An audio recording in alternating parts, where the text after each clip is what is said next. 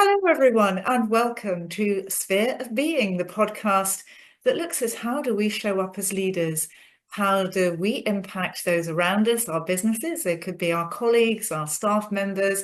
And let's face it, we're not just in business, so it's how does it permeate throughout our lives as well into our social and private lives. And today I have a very influential individual, absolutely brilliant. He's been very heavily involved in the education side of things in the Christian charity field. He's a consultant in that space, and he's majored in the fields of pastoral theology and supporting Christian education, also with a number of articles published. He is a great, well, I would say leader in what he is actually doing. So welcome, Edmund Adamus. It's wonderful to have you on the show. Thank you, Deborah. It's a real pleasure and a privilege to be here. Thanks for the invitation. It's very Ah, likewise. It's great to have you. And thinking about the theme of the podcast, sphere of being, how we show up to the world. In the experience that you've had within the Christian charity sector, how important is it to have that sense of knowing ourselves before we can actually start to impact and help others? Oh, I think it's hugely important in the charity sector in general, but particularly in the kind of Christian landscape of it.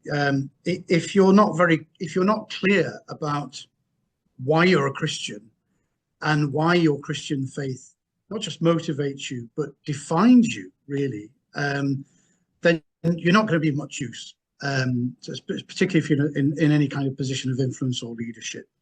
And I think what people respect most of all, even if they're not Christian, but have an appreciation for, let's say, gospel values or Christian values, I think what they appreciate is that the person who's presenting themselves or presenting a particular project or mission or whatever, that they have, I suppose, what I call an integrity of purpose, that you embody that mission.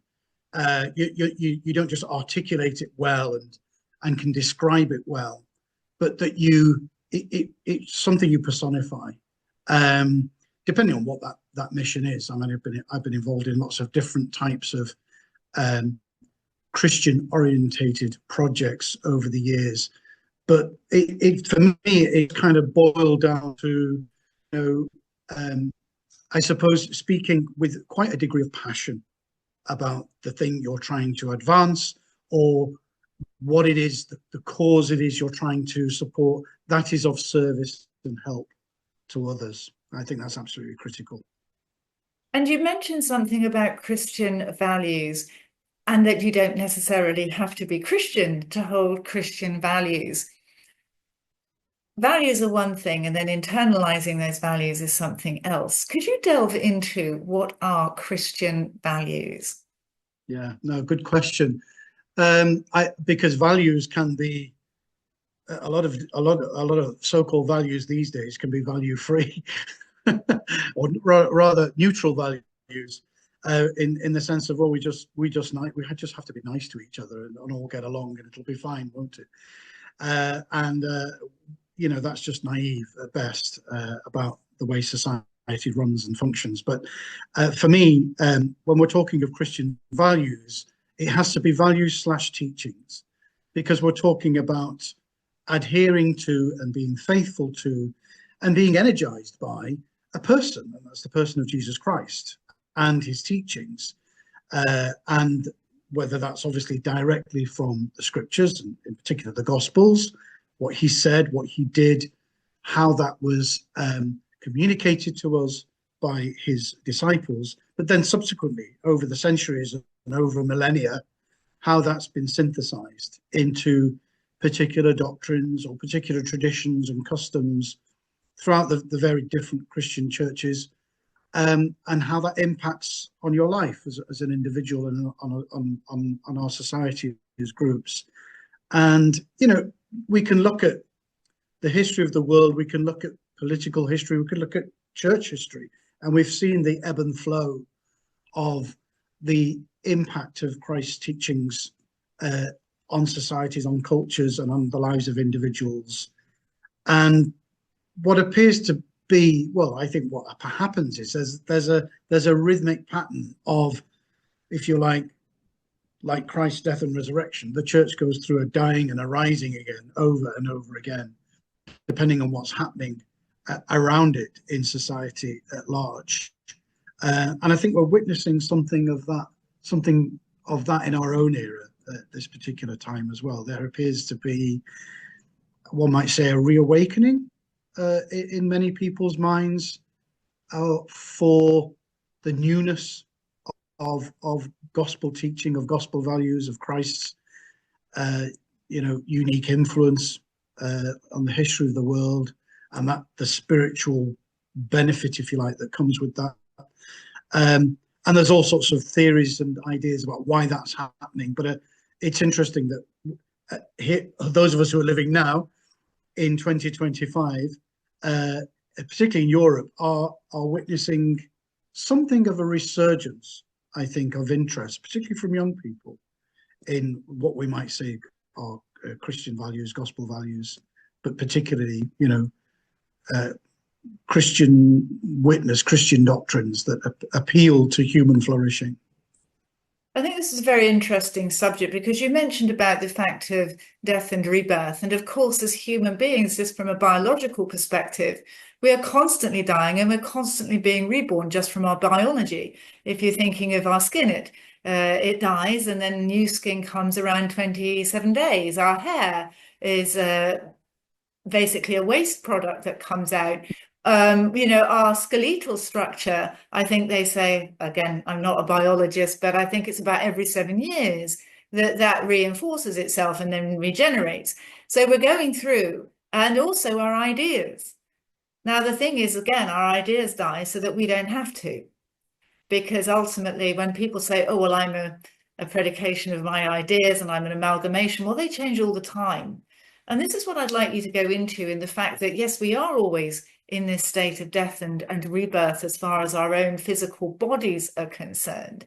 But thinking about the context now of how we show up as people with these ever regeneration of the thoughts that we have, who we are as individuals, these change. What would you say would be the constant in the Christian teachings that you would say would be the anchor points that you're talking about young people?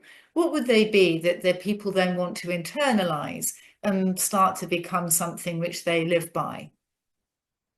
Yeah, I think that's a really, really important point you've made there about the evolutionary nature by which we, as individuals and as societies,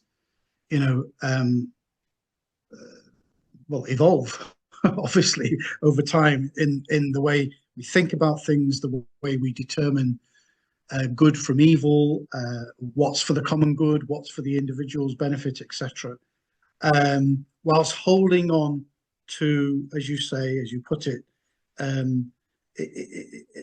things that are permanent, shall we say, or should be permanent. And for me, well, and I suspect for most sincere Christians, that is the fact that, the belief, the very firm belief that we're all made in the image and likeness of God, and that what Christ and his teaching and example has brought it to us is that when we encounter someone, when we meet someone, when we meet people, that we're trying to see the presence of God in that person.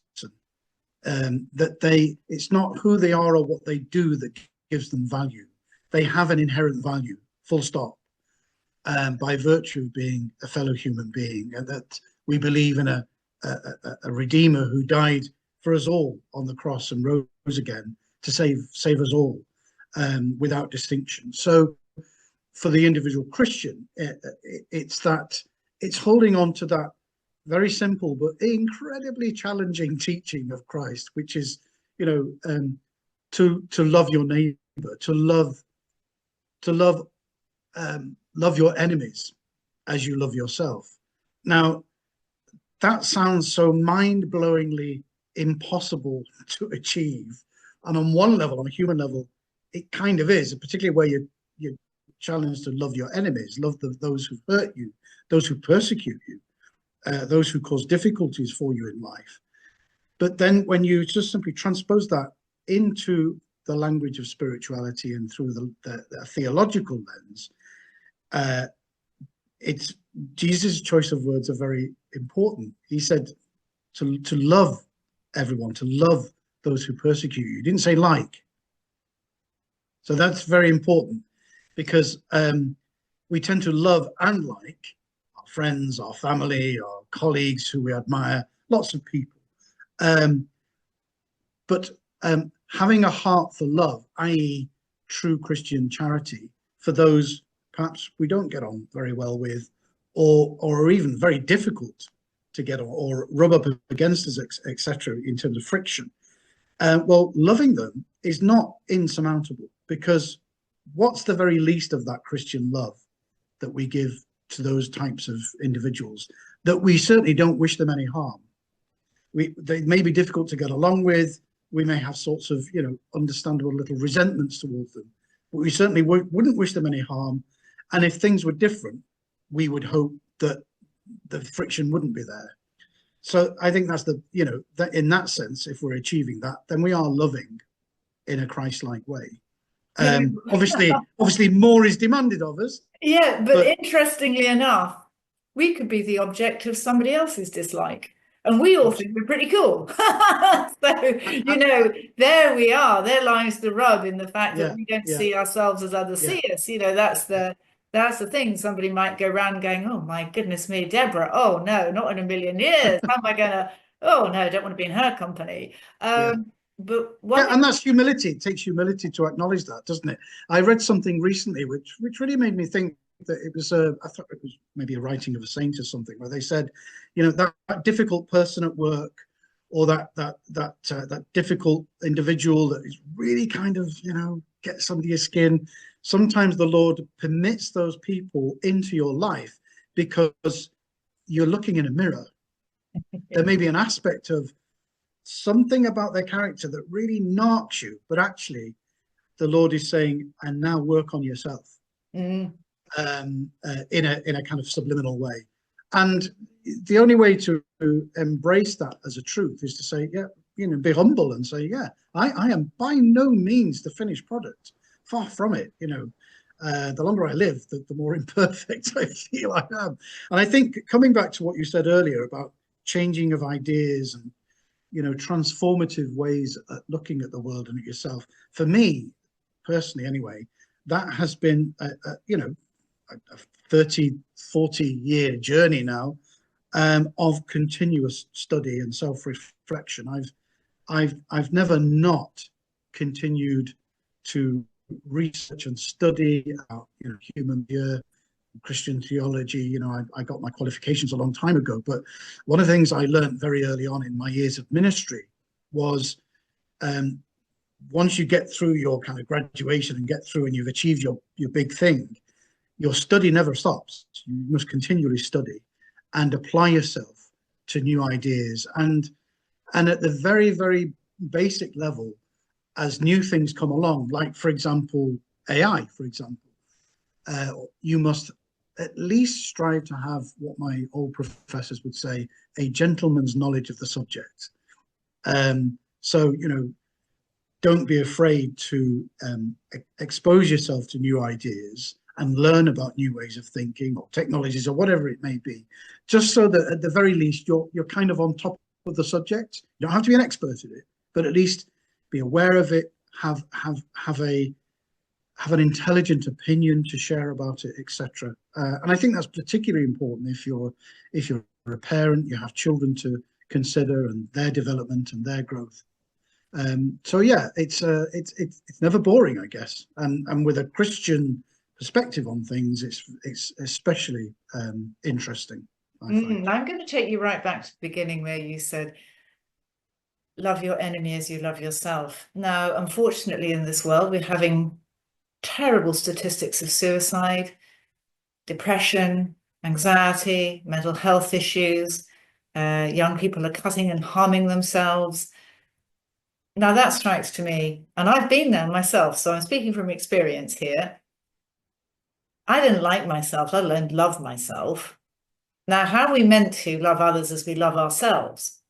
Because if you don't love yourself and you don't particularly like yourself, then that's a pretty tough call. So what would you say to people who were like me? I'm not there now. I have had the wonderful transformation, but that, a lot of people are not there yet, which is as I was before. What do you say to somebody about loving themselves without having that perhaps free thoughts thinking, what if you do that? Aren't you arrogant? Aren't you self-centered? Aren't you somebody that is narcissistic? So and which is a word, narcissism, which is coming up even more these days. I didn't even know the phrase existed a few years ago. Now it seems to be everywhere. So I'd like your thoughts on how you start that process of loving yourself. I think it's a lifelong process. It really is. I think, and my heart goes out to so many people who are really suffering and in pain, deep pain. And that could be because for all sorts of reasons, all sorts of traumas they've suffered, emotionally or physically or whatever. And goodness knows there are countless horror stories of those. It's heartbreaking. It really is. I'm someone who myself, many years ago now, but went through a nervous breakdown. But it had to be pointed out to me that I was having a nervous breakdown because I was in the business of being a healer for others. But it was only when I touched rock bottom, as you've indicated has happened to yourself in your own life, that you start to realize hopefully you begin to realize that I can't do this alone. I'm not self-sufficient. But loving yourself, and certainly from a Christian perspective, I had to learn and relearn as someone who had been professionally telling others, God loves you, God really loves you so much, don't worry about it. You've fallen off the path or whatever, or you've committed a sin, but God still loves you. I had to, begin to speak that language to myself. I kind of believed it, but did I really believe it? And so maybe, I had to go through that very dark period to begin to understand that you are loved as an individual. God has unconditional love for you. Now, obviously, if you're not a person of faith, that can be difficult to grasp, even begin to grasp. But I do think that's the beginning of the story about loving yourself. We love ourselves because God loves us. God loves us first. We're created, as I said, in his image and likeness. And we're worth more, as Jesus said in the Gospels, worth more than all of creation put together. And that's a pretty high value that the Creator is placing on each and every one of us. And there's something about helping people to understand their uniqueness, that there is no other you. You're unrepeatable. And that uniqueness of you is of inestimable value, because no one else can be you in the world. And that's an awesome thing to begin to appreciate about who you are and yourself. The flip side of that, of course, is that because we live in a very utilitarian type of society and culture, not everywhere, but I think it's has a particularly virulent form, I would say, in Western Europe and Britain. That what's your contribution to society? I always think, when you meet someone and people say, so what do you do? And that shouldn't be the first question. In other words, how you earn a living. I'm not saying it's not important, but it shouldn't define you at all. But that's kind of the culture we live in.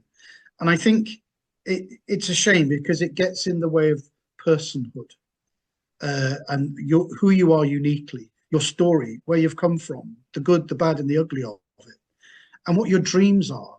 I think these are really, really important to be able to begin to talk about who you are in terms of your dreams and your hopes and your desires and your aspirations, even if they're unfulfilled or you've been hurt by trying to fulfill those dreams. You must never let go of dreams. And I think we need to help people find space to talk about their dreams.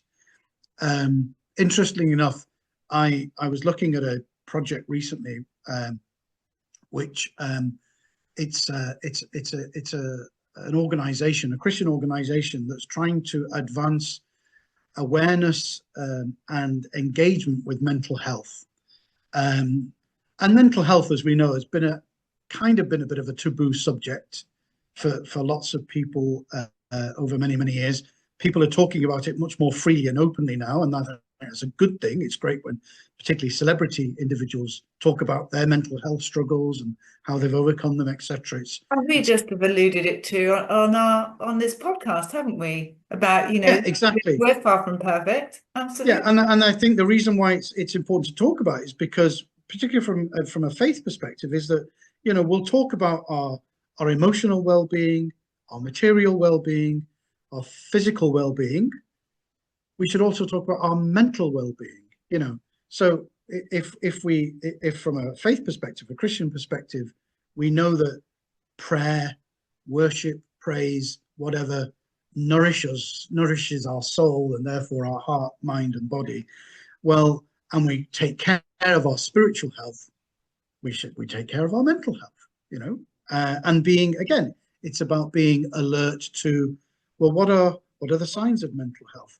What are the things that will help my mental health? Yes, there's my faith, my prayer, etc. But there might be professional expertise I might need to help my mental health, and not to be ashamed to search for that and ask for that and invite that into your life. That's part of loving yourself too. And the other thing is, I'm just going to say here, because I think this is important, really important to stress this. We go off to the doctor when we're not feeling well. We go up for health checks to prevent things from happening, which is great because prevention is, in my book, always better than cure. We are there having our blood pressure taken. It's something which we are very happy to say, and I said the other day, I have a regular vitamin B12 injection because I don't process iron very well. So I have that as an ongoing 3-monthly injection. And I'm very open with that. It's fine. It's got nothing, I've not got nothing to hide in that regard. So I'm very open with it. But there's something else to say to people. And it was only until recently when I had the nervous breakthrough, I call mine nervous breakthrough, that I tell people that, yes, I have a therapist. Oh, do you? And it's like, well, yeah, I do. And that's why I've been the happiest in my life that I've ever been. Is because I have somebody that I can talk to and share. Oh, right. Oh, okay. And there's like, perhaps they thought, I wouldn't have thought Deborah would have had a therapist, etc. But I said, well, why not?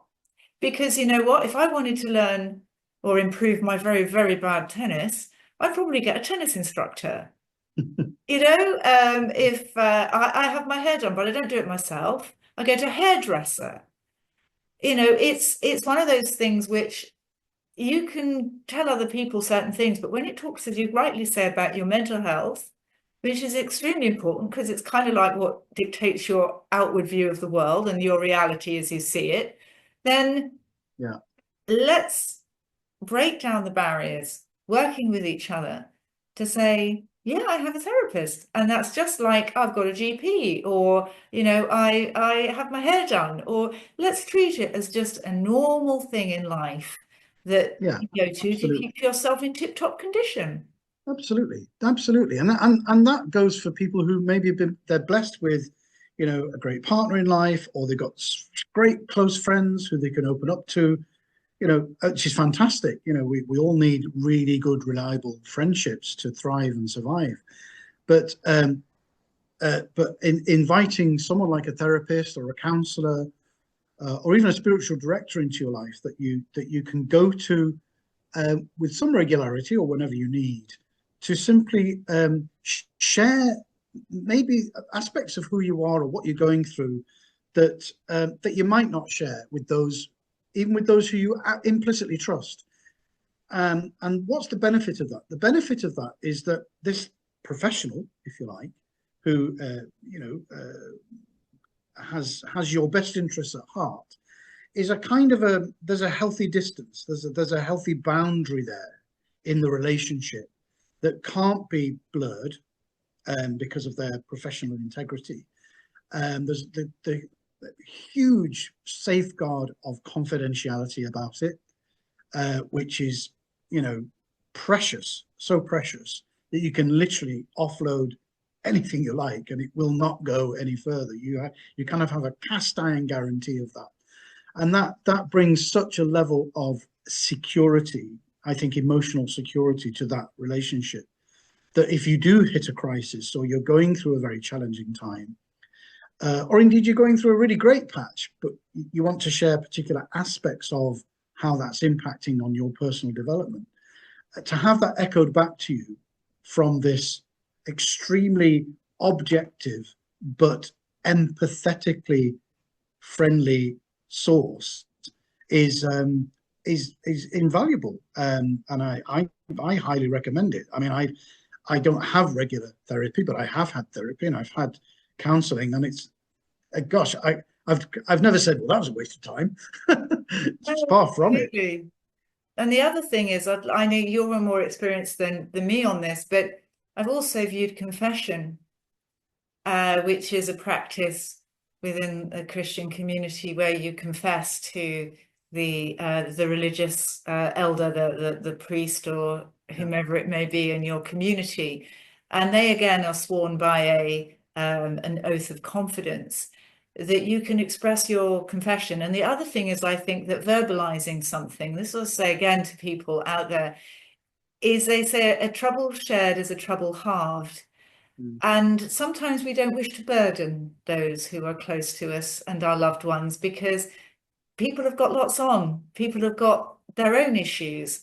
So, who do you feel that would wish to listen sometimes? And people say, oh, you should have told me. But actually, you don't feel that they would, or that the fact that that somebody you want to unburden to would immediately make it about themselves, and all of a sudden you're off on their journey. In confession, the things that I've come across, and from a Christian perspective, is that you can unburden yourself. They call it sin, but let's face it, if something is troubling you, or you feel that you've done something which you're not particularly proud of, you can sit there and you can talk about it. Anyway, with a professional, a spiritual professional, you can then let you speak. And sometimes that mere act of speaking to somebody that is absorbing and truly listening to you, you can then free yourself of that burden. I'd love to hear your thoughts, but that's something that I feel about confession.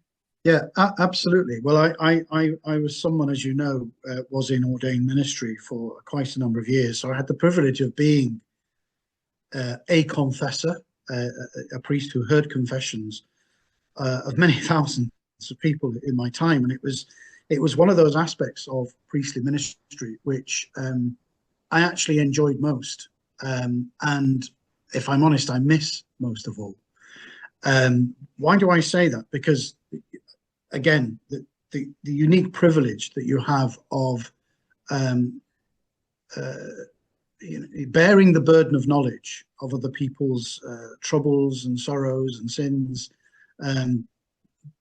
is not something you bear alone. You bear it in Christ, with Christ. You're doing it for him, So it's Christ who's forgiving the sinners, not Father Brown or Father Smith or Father Joe. In that confessional, in that what we call the sacred tribunal, it's Christ who's doing the ministering. The priest is merely, well, not merely an instrument, but an instrument nevertheless. And I just always felt incredibly privileged about that. It's funny, I remember someone asking once, don't you get a bit bored in the confessional sometimes, listening to people go on? And I said, not listening to people, no, but sin is boring. It's incredibly boring because it's selfish, and there's nothing more boring than people who are selfish, So, but what's not boring is the words, "You are forgiven." I absolve you from all your sins. Go in peace. Christ has forgiven you. And there's that beautiful vignette of G.K. Chesterton's where he's talking about the sacrament of confession in the life of the church. And I'm paraphrasing now because I can't remember precisely what he says, but he basically says, when you leave the confessional absolved of your sins, in the eyes of God, you're this beautiful, perfect, innocent infant again. You've not been infantilized, but in the eyes of the Lord, you're a newly baptized infant. Literally everything's wiped clean. Start again, start afresh. That doesn't mean there might not be ramifications of the wrong choices you've made, and indeed there may be justice that has to be restored. But nevertheless, it is a fresh start, and I think it's well worth people's time and attention to think about accessing this ministry of forgiveness in the church, whatever tradition they belong to. The other aspect to remember, of course, is it's free.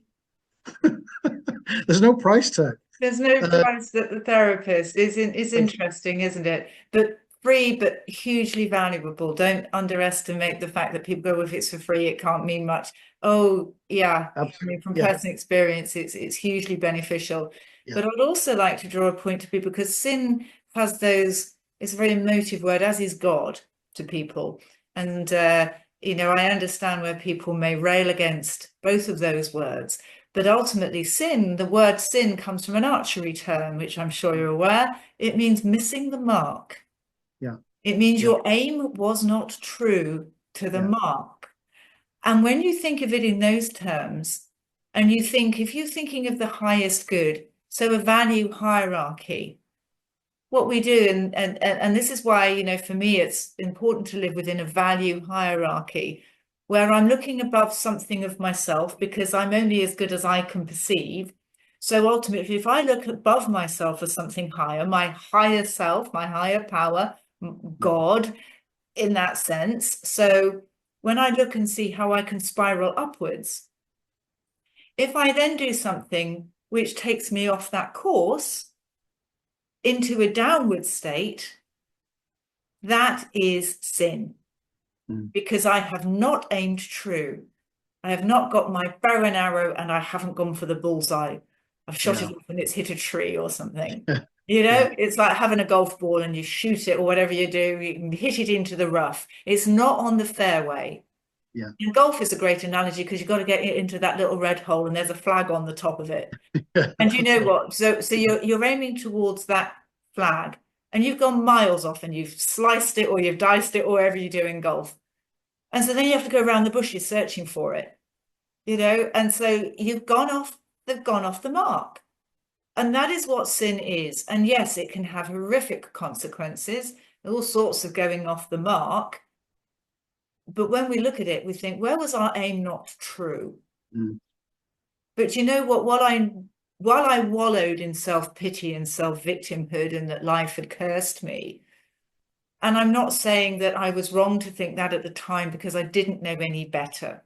But ultimately, I think now, when I do it as a mature adult, but with childlike curiosity and that childlike state, to come to God as a child in fully adult form, etc., and functioning as an adult, but in that childlike state, what I realize is that, okay, I am not perfect. I can't judge, because I know nobody else is. And it would be a bit boring if I was, because, to be honest with you, nobody else would be up there with me. So hey ho. So when I go off the mark, it's thinking, okay, but what did I do right? What was it that I did right, so that I can improve on that? And then, okay, I went wrong. But unlike before, where I beat myself up internally, think I was awful, think I was sinful, blah, blah, blah, blah, blah, everything was wrong, and then blame everything else. Oh, okay.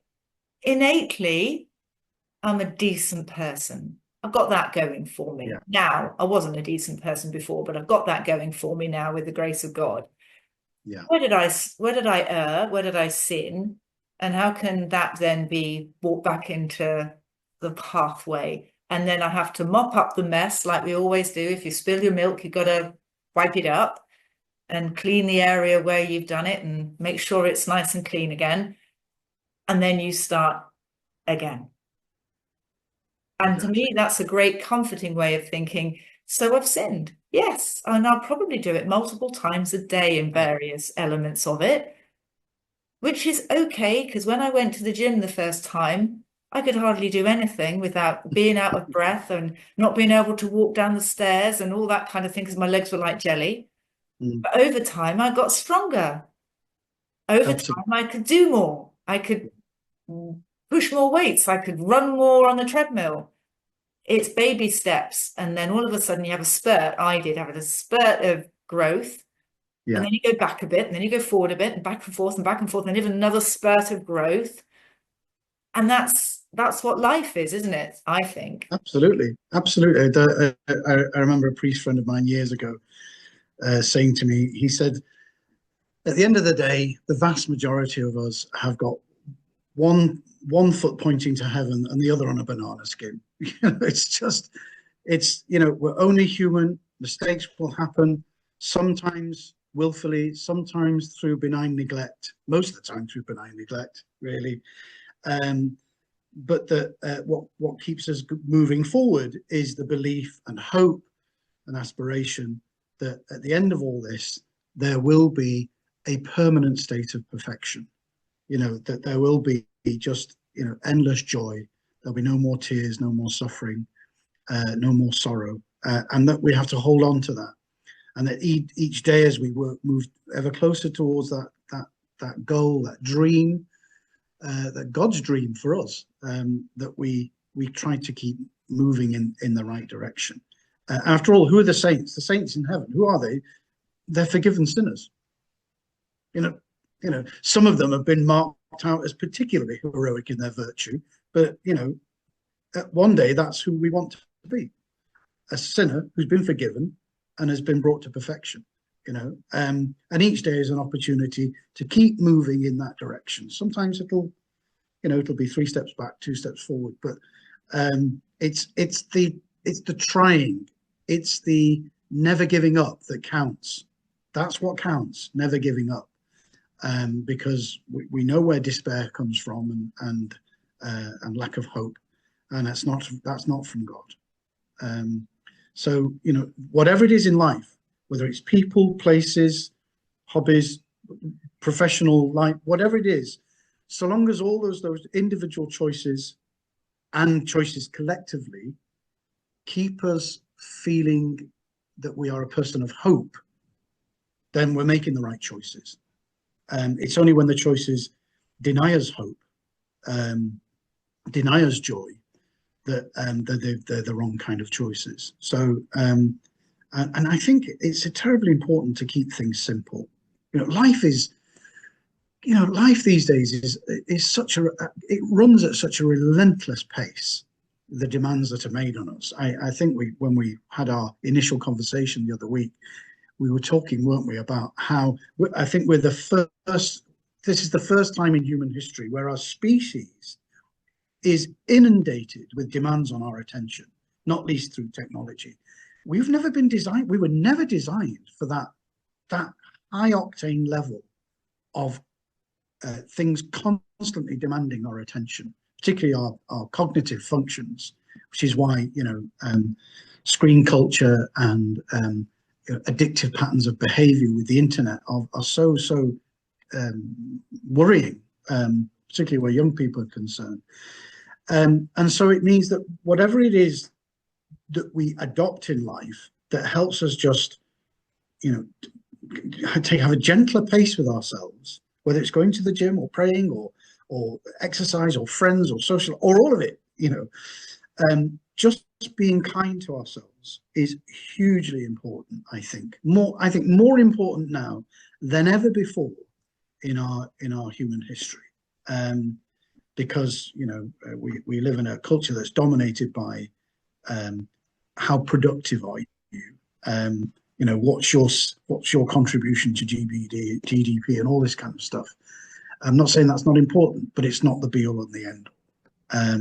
Yeah, Loving I agree. loving quality relationships are all relationships, friendships, professional relationships, marriage if you're married, children if you're a parent, whatever. Every single relationship is capable of enormous degrees of human flourishing, depending on what we bring, our perspective we bring to that relationship, that this relationship, whatever it is, with a colleague, with a loved one, with a spouse, with a friend, with a partner, with a business person, this encounter, as you say, the way we show up to these encounters can bring real authentic growth for us and for them. And that's about being positive. It's about being joyful. It's about being, you can be realistic as well as being optimistic, being hopeful and hope-filled. And guess what? When you come to those encounters in that way, you're passing something on that's positive. People find that contagious, and they pick up on your level, the level of your passionate commitment to something, and inspires them. So, yeah, I think being gentle with ourselves and therefore being perhaps a little bit more patient towards others, because everyone's under the same stress levels. I think the world will be a better place. Well, I think this is a great place to end it. What I would like to say is as well, I know it might be a minor thing, but I remember when I was a kid growing up, going into our local town, when my mum had a basket and she'd get the veggies from the market stall, etc. And we go into a cafe. That was a real treat for me as a cafe. Brilliant. So I used to have an orange juice, and it wasn't like squeezed orange juice, it was orange squash, because everybody used to have orange squash in those days. I don't suppose it was particularly good for me, but there we go. And I remember it was a simple process because I was a kid and I picked up on this. My mum was asked if she'd like a black or white coffee. And you went on to you either had your black or white coffee, and you'd sit down, or a cup of tea, and you'd sit down at the table, it was Formica table, and there'd be sugar in a bowl with sugar lumps, and that was it.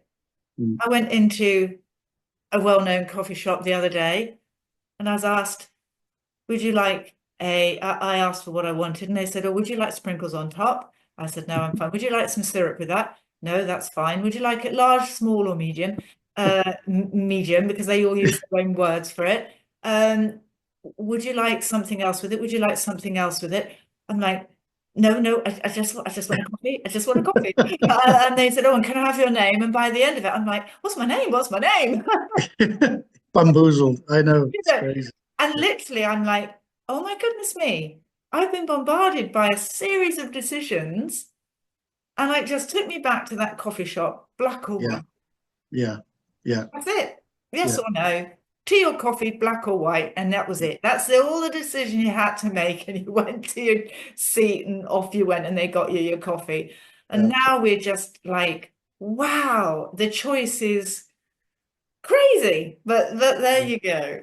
I call it the commodification of pleasure. It's just the simple pleasures in life have been so commodified into a myriad of marketing angles. It's just it really is. It's overpowering and overbearing. What's the phrase? Live simply so that others may simply live. I think we've just made life too complicated. There's too many layers of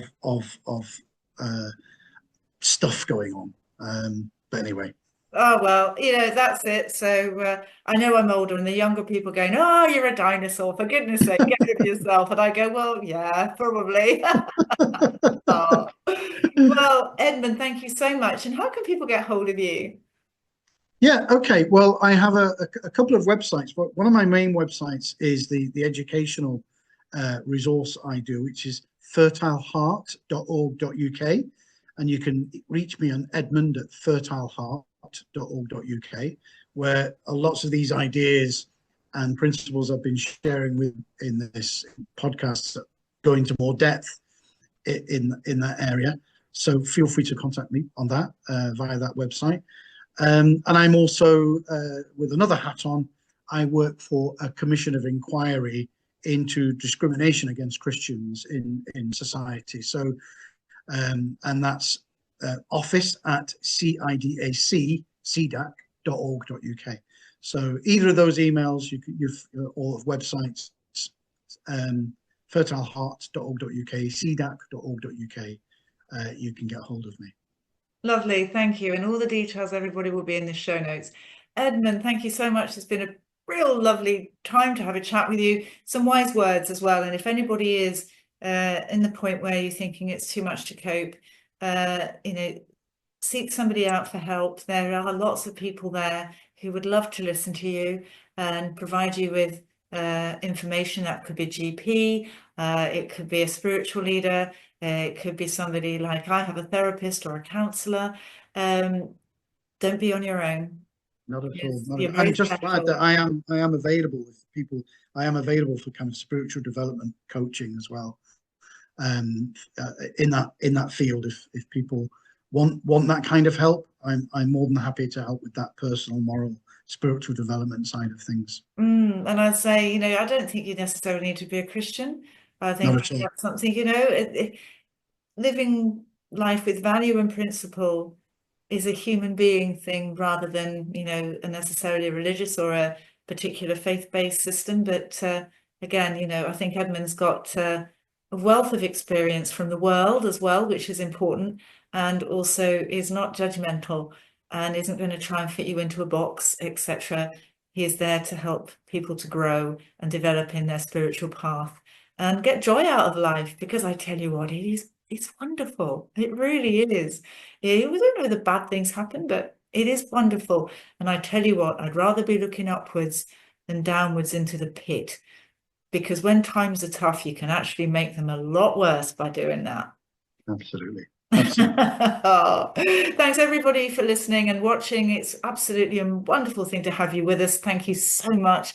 Please do like, comment, and subscribe and share this as well, because you never know, this might be something that could be really valuable for somebody, and it would be a wonderful gift to share that with them. So until next time, be successful, keep on caring, and we'll be back very, very soon. Bye bye now.